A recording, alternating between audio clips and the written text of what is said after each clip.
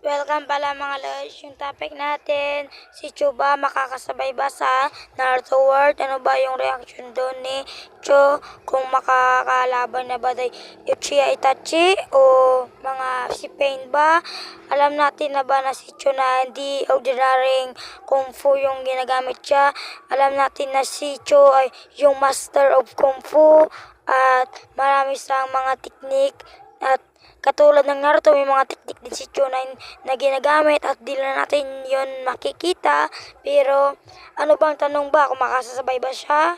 Alam na natin na sa Naruto ay may chakra at alam din natin sa Naruto na di yon ginagamit nila mga ninjutsu at yung mas malakas pa ang mga ninjutsu katulad ng fire style, lightning style, earth style, wind style, marami pang iba. Ano ba gagawin doon ni Cho? Ano ba, tutulok ba dyan o malalaban din sa, ano ba, parang sasabay lang yata si Cho sa mga Chunin o rank Jonin. Alam din natin yan sa Konoha, maraming mga kalaban katulad ni Pain, Obito, Uchiha, Itachi, Kisame, Deidara, marami pa at si Sasori at kay Tubi lang siya at laro-laruan lang sa ni Tubi at GG na si Cho. Pero alam na natin na si Cho matalas yung isipan niya mag-isip. At alam natin si Cho, nang bata pa lang siya, sinanay na siya ng mouse to at magaling na siya gumamit ng Kung Fu at tinuruan din siya ng master niya.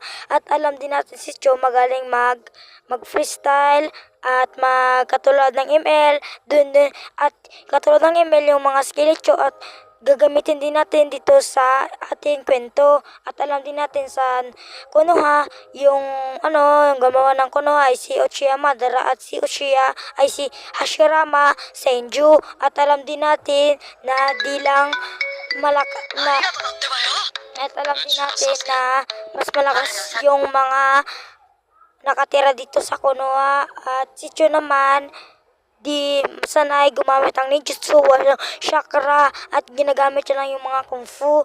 At salamat guys for today video.